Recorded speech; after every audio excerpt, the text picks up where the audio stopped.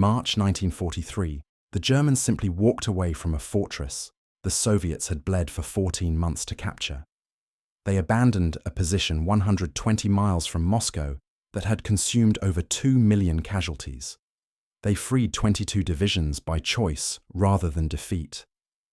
The entire year-long battle revealed itself as a monument to pointless slaughter. This is the story of the Rzhev salient, a meat grinder that devoured armies. A battle that killed on a scale matching Stalingrad, yet remains unknown to history. A strategic obsession that consumed millions of lives for positions the enemy would surrender voluntarily. The veterans called it the Rzhevskaya Miasorubka, the meat grinder, a campaign so catastrophic that even Marshal Zhukov would later admit we overestimated ourselves and underestimated the enemy. If you're interested in how wars are actually decided by logistics, math, and doctrine, subscribe now, turn on notifications, and stay tuned for more in-depth World War analysis. Let's continue. By early 1942, Soviet forces had pushed the Germans back from Moscow's gates. The winter counter-offensive had saved the capital, but victory had created something far more dangerous than a simple front line.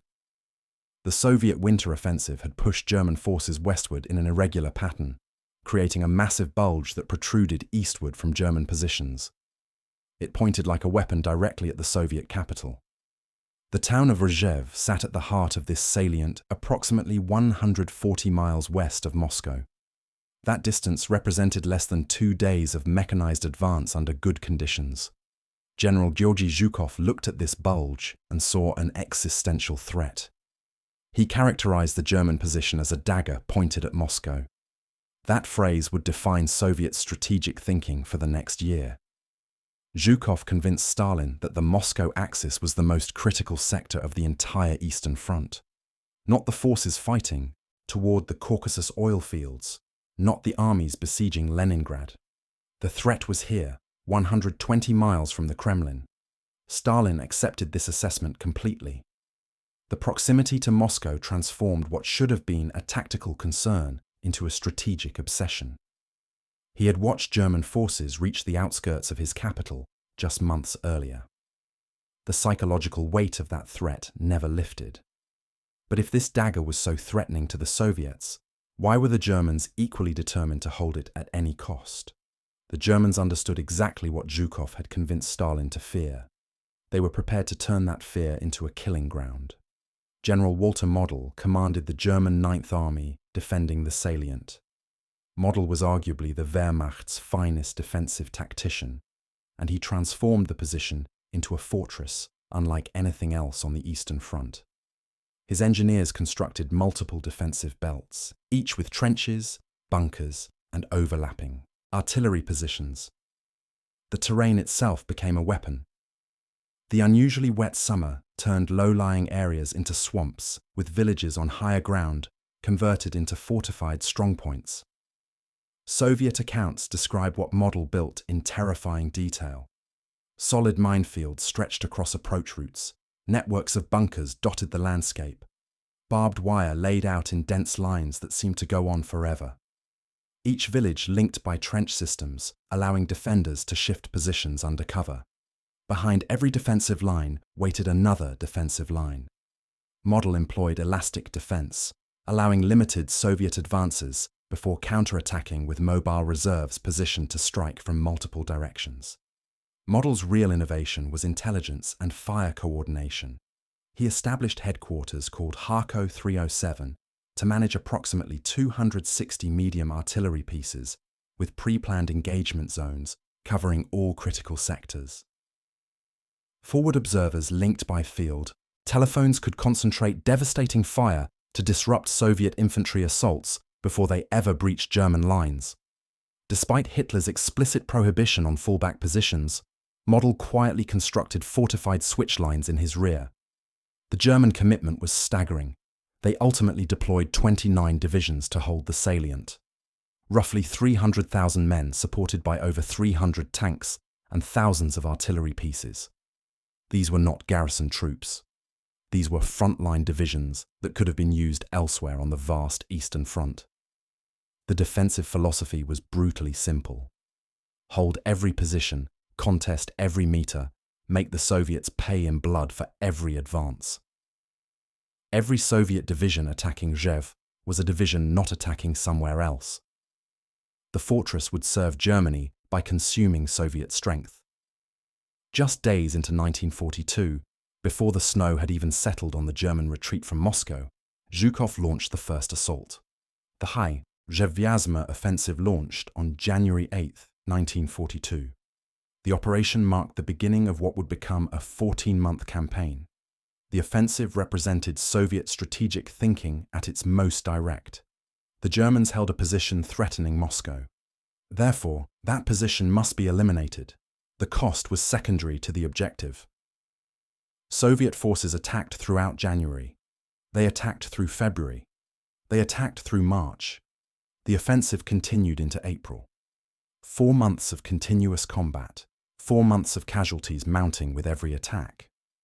The pattern established itself immediately and would repeat endlessly. Soviet infantry would advance against German positions. German defenders would open fire from prepared positions with overlapping fields of fire. Soviet forces would suffer massive casualties. The survivors would retreat to reorganize.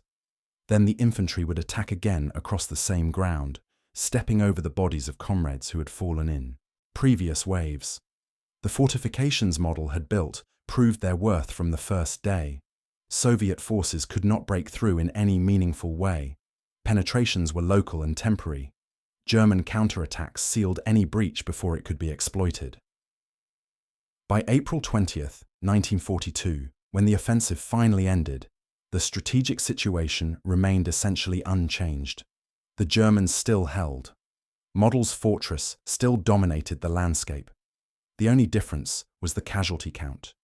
Hundreds of thousands of Soviet soldiers had died attacking positions that remained firmly in German hands.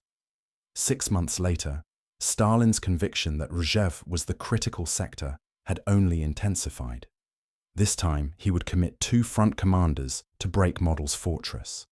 The first Rzhev-Syktyvka offensive launched in late July 1942. Zhukov commanded the Western Front.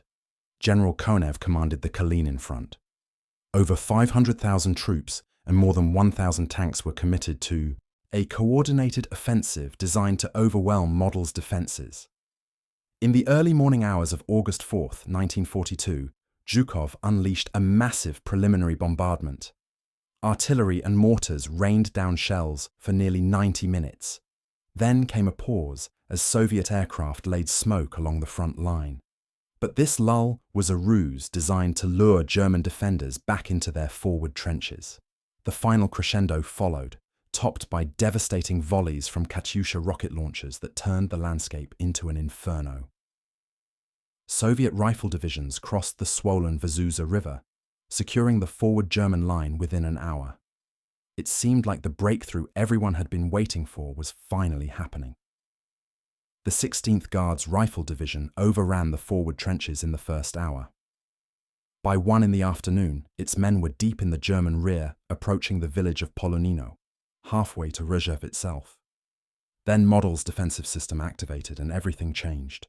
Behind the shattered front line, the Germans had prepared secondary defensive positions. The supporting Soviet tanks were lagging behind, many mired in thick mud. The riflemen came up against prepared German lines, and upon digging in, found their trenches immediately filled with water. The counterattacks began. Infantry Regiment 481 was reduced to just 120 fighting men. When Soviet tanks overran their trenches, German infantry used bundled grenades and mines, attacks requiring extraordinary daring and often resulting in the deaths of the men who carried them out. By late August, the offensive had produced 290,000 Soviet casualties for minimal territorial gain. What happened next remained hidden from Western historians for half a century. Operation Mars launched on November 25, 1942. This was the same day Soviet forces completed their encirclement at Stalingrad. Most people assumed Stalingrad was the main Soviet offensive that winter. Historian David Glantz later argued this was completely wrong. Mars was intended to be the primary Soviet offensive of winter 1942 to 1943, designed to collapse the entire German Army Group Center. Zhukov deployed over 700,000 assault troops and 1,720 tanks against Model's 350,000 defenders. The attacks came from all sides simultaneously in what was supposed to be a crushing blow that would annihilate the German Ninth Army. But Model had weeks of warning.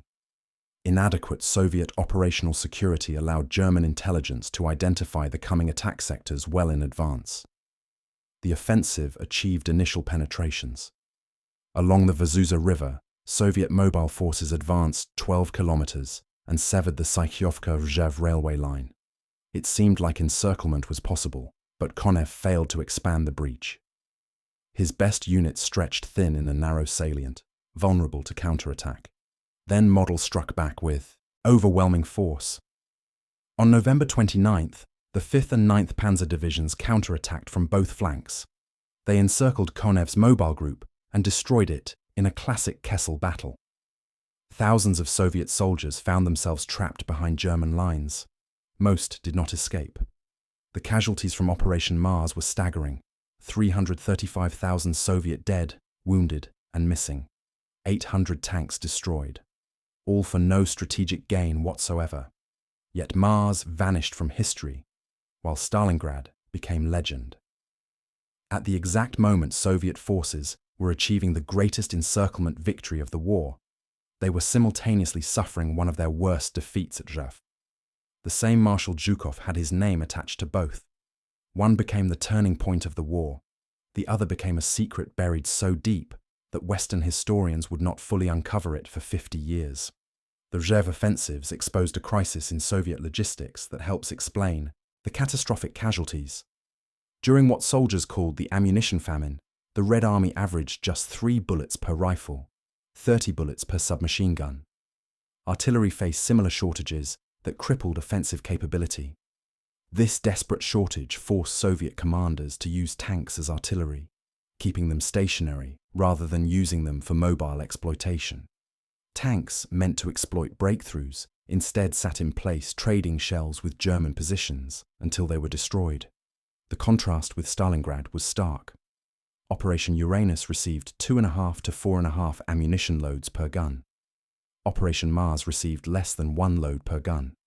Some historians believe this disparity was intentional.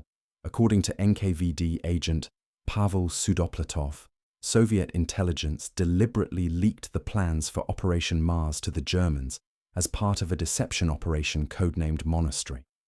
The goal was to fix German attention on the central sector while the real blow fell at Stalingrad. If this interpretation is correct, the soldiers at Rzhev were sacrificial lambs sent to die in offensives designed to fail from the beginning. They were ammunition for a deception operation. The human cost extended far beyond the battlefield into the civilian population trapped between the armies. When the Germans captured Rzhev in October 1941, the town held approximately 56,000 residents. Within months, German authorities exported 9,000 civilians to Germany as forced laborers. Another 9,000 were shot, tortured, or starved to death in a concentration camp built in the center of town. Soviet artillery bombarded the German-held town relentlessly, killing civilians caught in the crossfire. The Germans used the remaining population as labor for fortifications under threat of execution. By the time Soviet forces finally entered Rzhev, the population had collapsed to just 362 people, from 56,000 to 362, an entire city erased. Model himself issued the order that defined the battle: hold at all costs. At all costs. He repeated the words to ensure they were understood. German battalions were reduced to shadows of their former strength. By August 31st, some battalions had only 1 commander and 12 soldiers remaining where there should have been 500 men. Artillery flashes lit up the night sky in what witnesses described as apocalyptic fury. Both sides bled together in the frozen swamps and burning villages. Soviet writer Viktor Astafyev, who fought in the war, later captured the horror in a single sentence: We flooded them with rivers of blood and covered them with mountains of corpses. The landscape bore witness to the slaughter. Craters from artillery shells overlapped until no untouched ground remained. Forests reduced to splintered stumps. The dead lay where they fell, frozen in winter, decomposing in summer, impossible to retrieve under constant fire. Some soldiers used the bodies of their fallen comrades as cover, building makeshift parapets from corpses because they provided better protection than the waterlogged soil. Even today, the bones of Red Army soldiers are still being found in the forests and swamps around Rzhev. In March 1943, the Germans did what 14 months of Soviet offensives had failed to achieve. They simply decided to leave. Operation Buffel was not a retreat forced by enemy pressure. It was a calculated strategic redeployment executed according to plan. The destruction of the German Sixth Army at Stalingrad had changed everything. Holding the Rzhev salient was no longer worth 29 divisions when those forces were desperately needed elsewhere. The withdrawal was executed with ruthless German efficiency over 2 weeks. 300,000 men, 100 tanks, and 400 artillery pieces extracted with minimal casualties. But they left devastation in their wake that shocked even hardened Soviet soldiers. Model ordered the deportation of all male civilians of military age. Wells were poisoned. At least 24 villages were completely razed. The Germans destroyed 1,000 kilometers of railway track. They laid 450 kilometers of cable lines booby-trapped to explode when touched. Before leaving, the Ninth Army conducted large-scale security sweeps. An estimated 3,000 Russians were killed. The vast majority were unarmed, as revealed by the inventory of seized weapons listing only 277 rifles, 41 pistols, and 61 machine guns. They were massacring civilians under the pretense of anti-partisan operations. The official Soviet report documented the scorched earth in devastating detail. In Vyazma, only 51 houses remained standing out of 5,500 buildings. In Rzhev itself, 500 out of 5,400. The Soviet report listed Model at the top of the war criminals responsible. The casualty figures from the Rzhev campaign defy comprehension. Official Soviet figures show 392,554 killed in action and 768,233 wounded or sick. But these figures account for only 8 of the 15 months of fighting. Historian Svetlana Gerasimova calculated that when the missing 7 months are included, total Soviet losses approach 2.3 million men killed, wounded, missing or captured. German losses were substantial but far smaller. Combined German casualties of roughly 670,000 men. For every German casualty, approximately 3 Soviet soldiers died or were wounded. During the early 1942 operations, more than 1 in 4 men sent into those attacks never came back. Why does no one remember? The Soviet government had powerful reasons to bury this history. The battle represented failure on a massive scale. Zhukov's reputation as a military genius was at stake. Commemorating Rzhev would raise uncomfortable questions about strategic decision-making, about offensives that may have been designed to fail. Stalingrad had the encirclement of an entire German army, the final surrender of Field Marshal Paulus. Kursk had the massive tank battles. Rzhev had none of these dramatic narrative elements. It was simply a meat grinder. It consumed millions. It achieved nothing. Only the poet Alexander Tvardovsky managed to capture the loss in words that survived Soviet censorship. His poem, I Was Killed Near Rzhev, spoke from beyond the grave. I was killed near Rzhev in a nameless bog in 5th Company on the left flank in a cruel air raid. I could hear no explosion. I could see no bright flash of light as if into a chasm. I just vanished from sight. Not a shred of my tunic, not a button will be found. I am where the blind roots seek for food in the dark. In June 2020, Vladimir Putin unveiled a memorial outside Rzhev, a 25-meter bronze sculpture of a Soviet soldier, his lower body transforming into a flock of 35 cranes symbolizing the souls of the dead. Twardowski's words are inscribed. "We perished for the motherland, but she is saved." The battles of the Rzhev salient killed more men than many famous campaigns combined. They lasted longer than most remembered battles of the Second World War. They achieved less than almost any major operation on either side. The dagger pointed at Moscow was never driven home. The Germans were not capable of launching a major operation toward the Soviet capital in 1942. Their strategic priority was the Caucasus oil fields. The obsession that drove 14 months of offensives was based on fear of what might happen, rather than clear analysis of what would happen. And in the end, the Germans simply left. They walked away from positions the Soviets had bled for over a year to capture. History prefers victories and defeats to monuments of futility. Stalingrad achieved victory. Kursk broke German offensive power. Rzhev achieved nothing but casualties. The fortress that consumed 2 million casualties was evacuated by German choice. Rzhev stands as the ultimate monument to the futility of obsessive strategic focus and the tragedy of casualties suffered for objectives that prove meaningless. It remains forgotten because remembering would require confronting the uncomfortable truth that sometimes the greatest battles achieve absolutely nothing. 2 million casualties, 14 months of continuous combat, and in the end, positions surrendered voluntarily by an enemy who simply decided they were no longer worth holding. If you enjoyed this story, hit subscribe for more World War II historical deep dives every week. Thanks for watching.